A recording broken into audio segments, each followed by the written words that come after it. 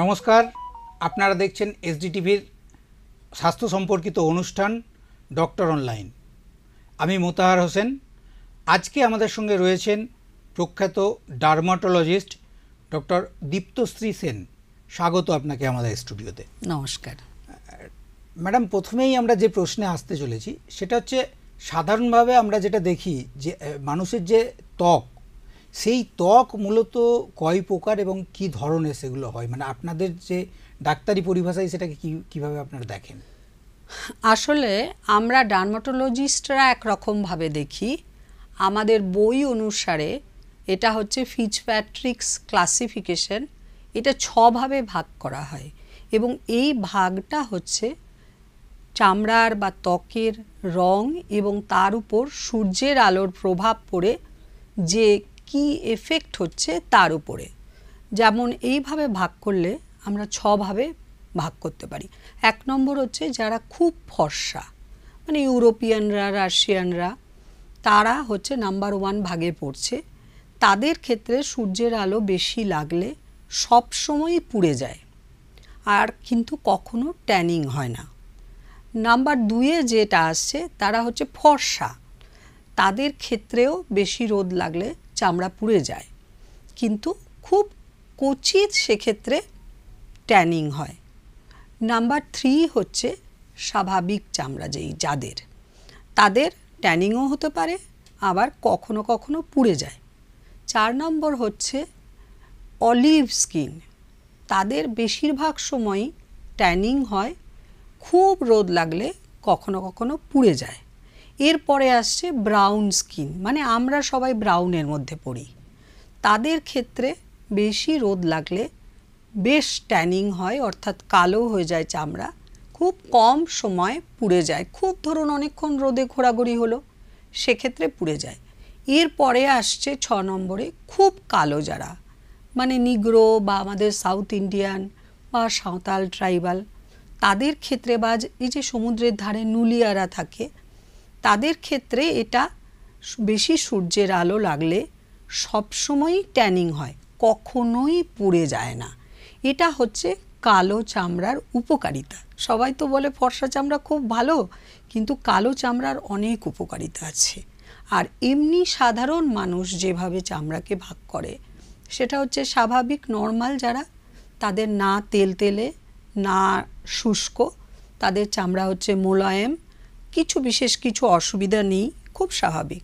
এরপরে আসছে oily skin, যাদের অয়েলি ত্বক, তাদের তৈলাক্ত চামড়া, উপরে মনে হয় খুব স্মুথ, খুব সুন্দর লাগছে, কিন্তু এদের সহজেই ছোট ছোট যে চামড়ার মধ্যে ফুটোগুলো থাকে, আমরা পোর্স বলি, যার মধ্যে দিয়ে ঘাম বা তেল, শরীরের সিবাম, এগুলো সিক্রিশন হয়। অয়েলি স্কিনে সেই পোর্সগুলো সহজেই বন্ধ হয়ে যায় এবং ব্রণ হওয়ার চান্স থাকে, যার ফলে একটা সমস্যা দেখা দেয়। হ্যাঁ, একদম। আর যাদের হচ্ছে খুব শুষ্ক ত্বক, শুষ্ক ত্বক আবার উপরটা মানে খসখসে খোসা ওঠে, তাদের জ্বালা করে, অমসৃণ টাইপের জ্বালা করে একটুতে, তাদের ময়েশ্চারাইজার লাগাতে হয়। এটা হচ্ছে সাধারণ মানুষের ভাগ।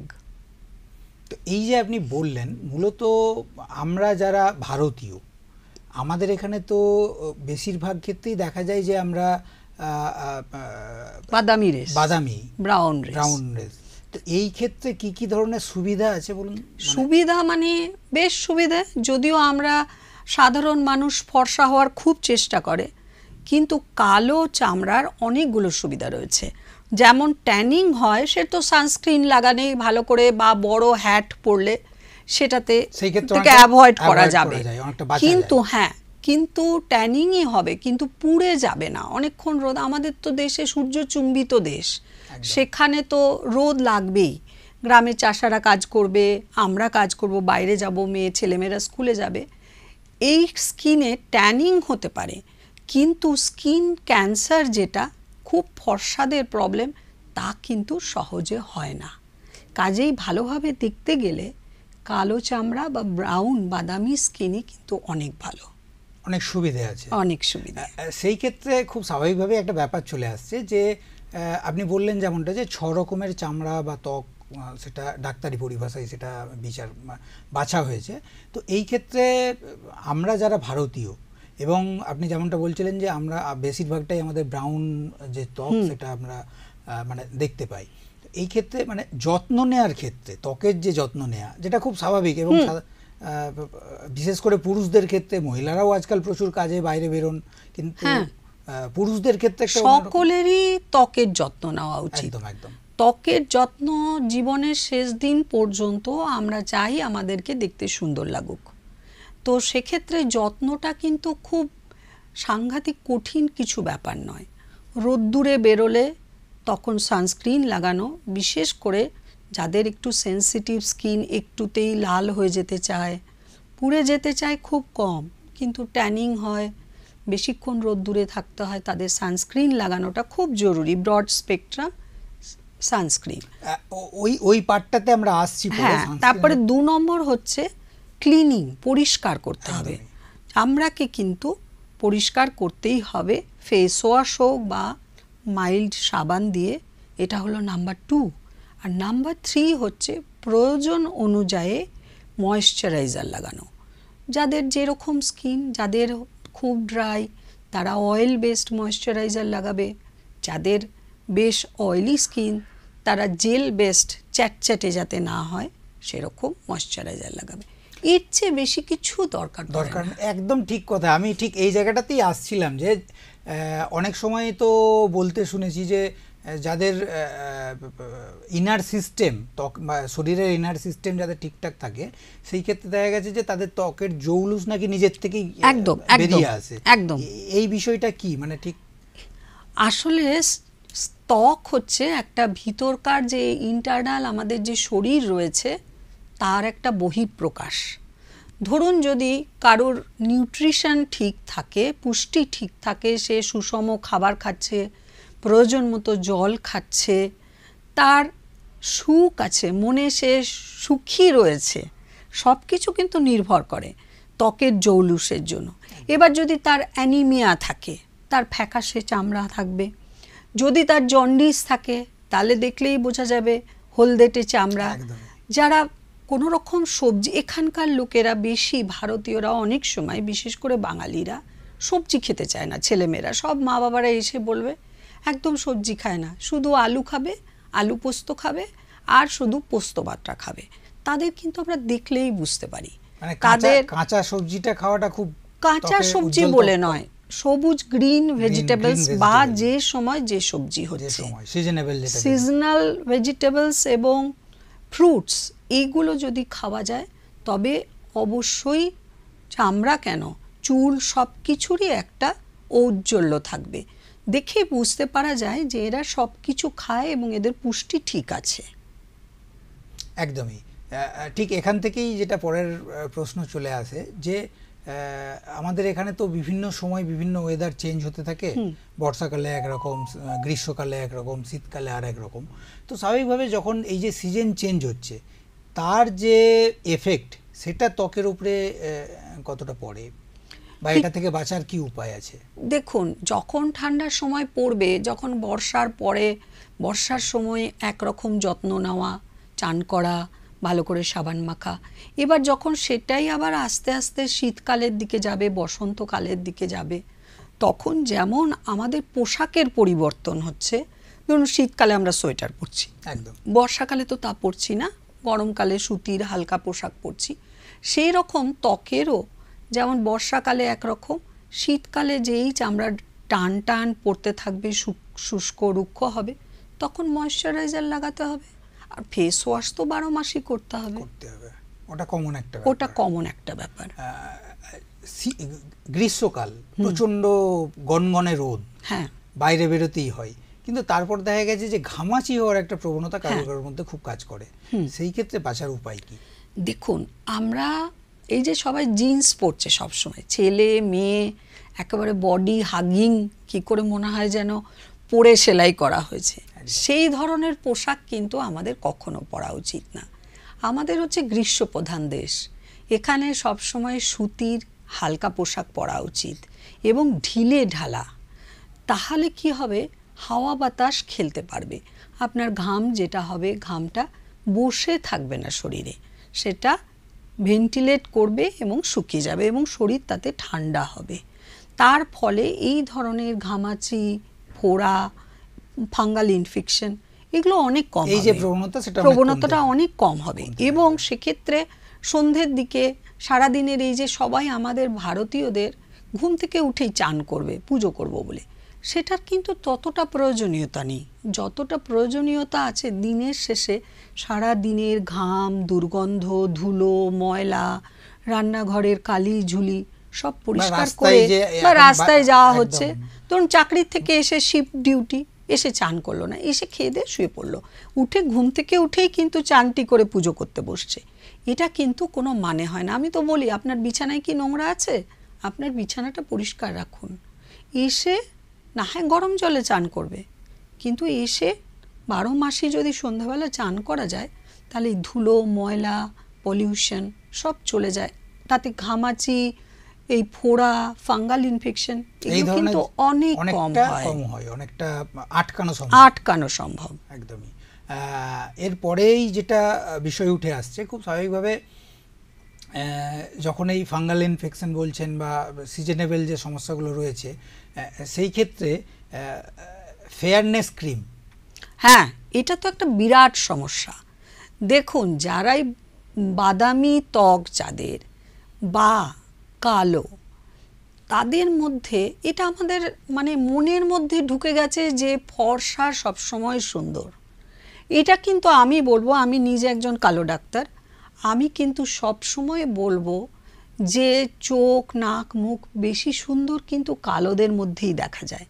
যেমন দ্রৌপদী সেই কালের সবচেয়ে সুন্দরী ছিলেন এবং তিনি কিন্তু কালো ছিলেন, সেই জন্য তার আরেক নাম ছিল কৃষ্ণা। আবার দেখুন ক্লিওপেট্রা, তার রূপেরও কিন্তু সাংঘাতিক বিশ্বজোড়া খ্যাতি, তিনিও কিন্তু কালো ছিলেন। দ্রৌপদী এতটাই কালো ছিলেন কিন্তু এত সুন্দর ছিলেন যে যুধিষ্ঠির বুঝেছিলেন যে এ যদি একজনের বউ হয় তাহলে কিন্তু ভাইদের মধ্যে একটা রেষারেষি শুরু হয়ে যাবে। তাই জন্য ওটা চালাকি করেই প্রায় বলেছিলেন যে মা দেখো কি এনেছি, এবং কুন্তী ভিতর থেকে বললেন যা এনেছো তা কিন্তু তোমরা 5 ভাই ভাগ করে নাও।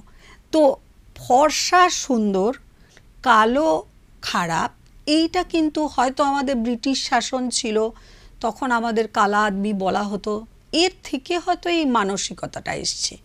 কিন্তু এই যে ফেয়ারনেস ক্রিম আজকাল একদম সকলে প্রায় বাজারে ছেয়ে গেছে, সেই ক্রিমগুলো সব কিন্তু স্ট্রং স্টেরয়েড ক্রিম, এবং সেগুলো মাখলে প্রথম একটু ফর্সা লাগে ঠিকই, কারণ চামড়াটা পাতলা হয়ে যায়। কিন্তু আমার কাছে যারা পেশেন্ট আসেন, রুগী আসেন, তারা কেউ 4 বছর, কেউ 5 বছর, কেউ 10 বছর এই ধরনের ক্রিম মেখে যাচ্ছেন। এর ফলে কি হচ্ছে, স্টেরয়েড ক্রিমগুলো চামড়াটাকে, ত্বককে পাতলা করে দিচ্ছে, এবার লাল লাল দেখাচ্ছে, সূর্যের আলো তারা সহ্য করতে পারছে না, রোদে বেরোলেই একেবারে টকটকে লাল হয়ে যাচ্ছে মুখের মধ্যে যে শিরাগুলো সেগুলো সব দেখা যাচ্ছে।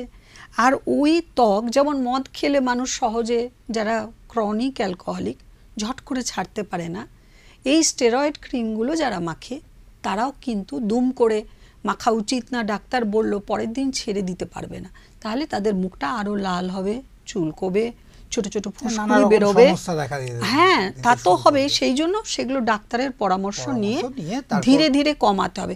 তাছাড়া কি হবে, যারা স্টেরয়েড মাখছে তাদের প্রচণ্ড ব্রণ বেরোবে, গোটা মুখে একদম ব্যাঙের চামড়ার মতো হয়ে যাবে, সেই জন্য এগুলি কখনো মাখা উচিত না। আমরা অনুষ্ঠানের একদম মাঝামাঝি সময়ে চলে এসেছি। আপনারা দেখছেন এসডিটিভির অনুষ্ঠান ডক্টর অনলাইন, আর আজকে আমাদের সঙ্গে অতিথি হিসাবে রয়েছেন ডক্টর দীপ্তশ্রী সেন। আপনারা যারা এই অনুষ্ঠান দেখছেন, আপনাদের প্রশ্ন আমাদের এই নিচে দেওয়া হোয়াটসঅ্যাপ নাম্বারে আপনারা পাঠান। আমাদের এখানে যে ডাক্তারবাবুরা আসবেন সেই অতিথি ডাক্তারদের কাছে আমরা আপনাদের প্রশ্ন রাখব। নিয়ে নিচ্ছি একটা ছোট্ট বিরতি।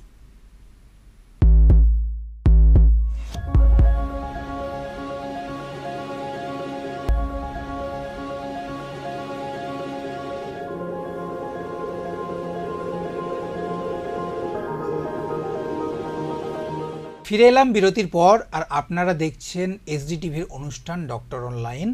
আমাদের সঙ্গে রয়েছেন ডার্মাটোলজিস্ট ডক্টর দীপ্তশ্রী সেন। এবার ম্যাডাম, যেটা আমরা প্রশ্নতে আসবো, আমাদের এই যে হোয়াটসঅ্যাপ নাম্বার, সেখানে বেশ কিছু প্রশ্ন আমাদের পাঠিয়েছে বিভিন্ন দর্শক, এবং সেখান থেকে আমাদের টিম যে প্রশ্নগুলো বেছে নিয়েছে। বর্ধমান থেকে পবিত্র চ্যাটার্জি, তিনি বলছেন যে ওনার মাথায় বেশ বড়সড় টাক আছে, এবং এই ক্ষেত্রে মানে টাকে স্বাভাবিকভাবে চুল গজানোর ক্ষেত্রে বিভিন্ন রকম বিজ্ঞাপন আমরা দেখে থাকি যে এই তেল লাগান বা এই ক্রিম লাগান। এটা ঠিক বিষয়টা কি অ্যাকচুয়ালি? না, দেখুন, চুল থাকুক এটা সকলেই চায়, কিন্তু যাদের এই অ্যান্ড্রোজেনেটিক অ্যালোপেশিয়া আছে, মানে যাদের বাবা মামা কাকা এদের ঠাকুরদাদা টাক রয়েছে, তাদের কিন্তু টাক পড়বেই। এবার খুব দেখা যায় এই অ্যান্ড্রোজেনেটিক অ্যালোপেশিয়া একদম 18 বছর থেকে শুরু হয়ে যাচ্ছে। এখন দেখুন 18, 20 বছর, 24 বছরের ছেলেদের যদি পুরো মাথায় টাক পড়ে যায়, তার নিশ্চয়ই খুব ডিপ্রেশন হবে। সেক্ষেত্রে আমরা কিছু ওষুধ দিই, কিছু লাগাবার, কিছু খাবার, তাতে কিছুটা তো ইমপ্রুভমেন্ট হয়, উন্নতি দেখা যায়, কিছুটা উন্নতি দেখা যায়।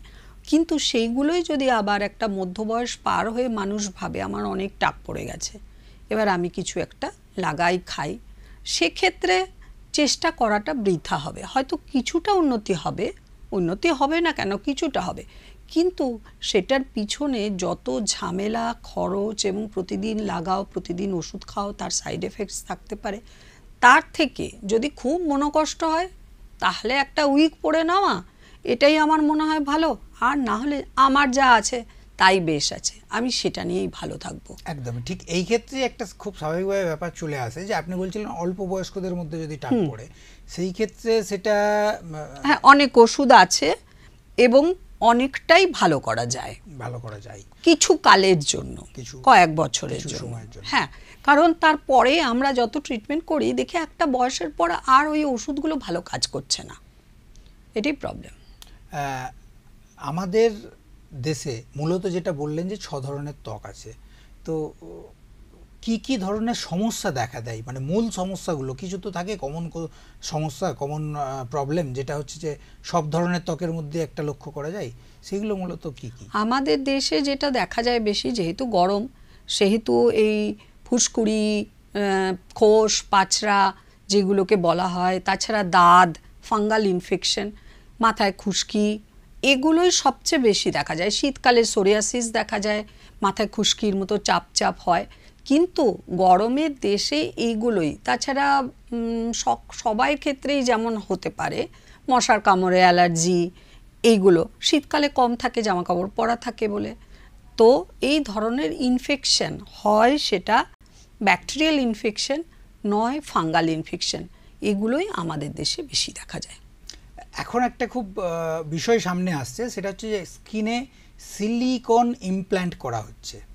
সেই ক্ষেত্রে মানে এটা ঠিক কি, মানে কতটা ভালো কতটা খারাপ? বা সিলিকন ইমপ্ল্যান্ট না, ওইগুলোকে বলা হয় যে এই যে কোনো জায়গায় রিঙ্কল পড়ছে, কোনো জায়গায় কেউ ভাবলো প্রিয়াঙ্কা চোপড়ার মতো ঠোঁটটা এরকম করব, তো সেক্ষেত্রে অনেক কিছু ইনজেকশান দেওয়া হচ্ছে, ইনজেকশান দিয়ে সেই জায়গাগুলো ফুলিয়ে দেওয়া যাচ্ছে, স্কিনটা টান টান করে চামড়া টেনে কিছু সেলাই করে দেওয়া হচ্ছে, যে নাকের পাশটা যখন এরকম হচ্ছে বা কপালে যখন বলিরেখা পড়ছে, যেটা ফিল্ম স্টাররা অনেকেই করে। সিলিকন ইমপ্ল্যান্ট মানে আগে আমরা যেটা জানতাম যে প্লাস্টিক সার্জারি বা এই ধরনের, হ্যাঁ ওই রকমই কসমেটিক সার্জারি, এখন সেটা খুব পপুলার হয়েছে। যার যেটা ডিফেক্ট, ধরুন বিশেষ করে যারা এই ইয়ের মধ্যে শো বিজনেসে রয়েছে, তারা তো করছেই, তারা এইরকম নানা রকম সেলাই করে চামড়াটা টান টান করছে, ঠোঁটটা ফোলাচ্ছে, এই বলি রেখাগুলো কমাচ্ছে, বা আমাদের নাকের পাশে যে লাফিং সাইন যেটা হচ্ছে সেটাকে কম করে দিয়ে কম বয়সীর মতো। এই ধরনের ক্ষেত্রে কি সাইড এফেক্ট আছে?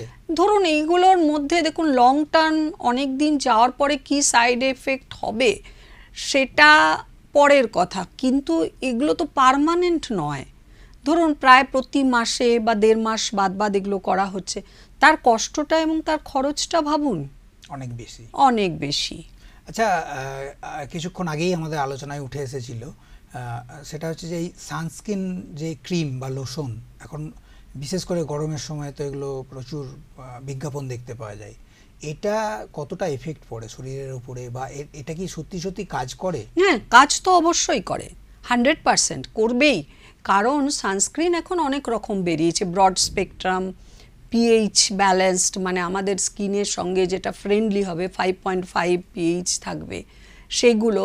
এবং কিছু কিছু সানস্ক্রিনে কিছু ইনগ্রেডিয়েন্টস যা আছে তাতে পলিউশনের এফেক্টটাও কম পড়বে কাজেই। এবং সানস্ক্রিন কিন্তু শুধু গরমকালে নয়, সানস্ক্রিন দরকার হচ্ছে 12 মাসই, বরং শীতকালে আরও বেশি। তার কারণ শীতকালে আমরা অনেকক্ষণ রোদে বসে থাকি, রোদ পোহাতে বসি। হ্যাঁ, সেজন্য অনেকেই যাদের মুখে মেচেতা আছে, কালো দাগ হচ্ছে, তারা কিন্তু বলবে শীতকাল পড়লে, শীতের পরেই আমাদের দাগ বেড়ে যায়। কারণ গরমকালে মানুষের কষ্ট যখন হবে, সে বেশিক্ষণ রোদে দাঁড়াবে না, সে ছায়ায় যাবে, নিজের প্রোটেকশন নেবে, ঢেকে ঢুকে যাবে, চোখটুকু ঢেকে। আজকাল তো মেয়েরা খুব সুন্দর এই একদম ছোট চোখটুকু ঢেকে, মুখ মাথা সবাই, সেই হিন্দু মুসলমান নির্বিশেষে সবাই তাই করে, এবং সেটার খুব প্রয়োজনীয়তাও আছে। কারণ অতটা রোদ কেন সহ্য করবে মানুষ, এবং তার ফলে যখন খারাপ হবে, বলিরেখা পড়বে, কেন করবে সেটা? তো সেই ক্ষেত্রে শীতকালেও সানস্ক্রিন নিশ্চয়ই ব্যবহার করা যায়, এটা এবং করতে হবে। হ্যাঁ, খুব স্বাভাবিক। এবং এখান থেকেই আরেকটা বিষয় চলে আসছে, সেটা হচ্ছে যে এই যে আপনি একটু আগেই বলছিলেন যে ব্রণ হওয়া, বা একটা বিশেষ করে এটা বয়স সন্ধিকালে ছেলে মেয়েদের মধ্যে বেশি লক্ষ্য করা যায়, এখন 50 বছর পর্যন্ত দেখা যায়। তার কারণ রয়েছে এই এক পলিউশন, চারিদিকে এত তেল কালি গাড়ি, এর পলিউশনের জন্য পোর্সগুলো ব্লক হয়ে যাচ্ছে। আর 2 নম্বর হলো কসমেটিক্স, সবাই সাজে, সবাই মেকআপ করছে, ফাউন্ডেশন লাগাচ্ছে, সেটা একদম ডাক্তারের কাছে আসলেও চামড়া ত্বকের প্রবলেম দেখাতে এসছে, তাও মেকআপ করে আসছে। এর ফলে ব্রণ ব্যাপারটা কিন্তু আর এখন বয়ঃসন্ধির মধ্যে সীমাবদ্ধ নেই। তাছাড়া বেশিরভাগ ছেলেমেয়েরা মোটা হয়ে যাচ্ছে, মেয়েরা যখন মোটা হয়ে যাচ্ছে, পিসিওডি হচ্ছে, পলিসিস্টিক ওভারিয়ান ডিজিজ, তাতে আরও ব্রণর সমস্যা বেড়ে যাচ্ছে। আমরা একদম শেষে চলে এসেছি অনুষ্ঠানের। আমাদের লাস্ট প্রশ্ন সেটা হচ্ছে যে এই যে বায়ু দূষণ ইত্যাদি যে দূষণ, এই দূষণের প্রভাব সেটা আমাদের স্কিনের উপরে কতটা পড়ে? দূষণের প্রভাবে আমাদের ঔজ্জ্বল্য নষ্ট হয়ে যাচ্ছে। ত্বকের যে একটা স্বাভাবিক উজ্জ্বল, দেখবেন গ্রামের মানুষদের যেখানে কোনো রকম ইন্ডাস্ট্রি নেই, তাদের ত্বক সে কালোই হোক আর ফর্সাই হোক, কি সুন্দর চকচক করে। সাঁওতাল মেয়েরা কি সুন্দর দেখতে লাগে, দেখলেই মনে হয় একটা মূর্তির মতো সুন্দর। সেটা আমাদের যারা ইন্ডাস্ট্রিয়াল বেল্টে থাকছি, পলিউশন বেশি থাকছে, তাদের নানা রকম বলিরেখা বাড়ছে, ত্বকের ঔজ্জ্বল্য কমছে, ফ্রেকলস হচ্ছে, কালো কালো স্পটস আসছে, আর প্রচুর ব্রণ হচ্ছে, এবং এজিং হয়ে যাচ্ছে, আমাদের বয়সের ছাপ পড়ে যাচ্ছে। এইগুলোই হচ্ছে। আমরা অনুষ্ঠানের একদম শেষ লগ্নে চলে এসেছি। আমাদের অনুষ্ঠান আজকে এখানে শেষ করতেই হচ্ছে। আমাদের সঙ্গে ছিলেন ডার্মাটোলজিস্ট দীপ্তশ্রী সেন। ধন্যবাদ আপনাকে। ধন্যবাদ। আপনারা যারা অনুষ্ঠান দেখছেন, আপনারা আপনাদের যা কিছু প্রশ্ন আছে সেগুলো পাঠাতে পারেন আমাদের নিচে দেওয়া হোয়াটসঅ্যাপ নাম্বারে। আজ এ পর্যন্তই। অন্যান্য অনুষ্ঠান দেখার জন্য চোখ রাখুন এসডি টিভিতে।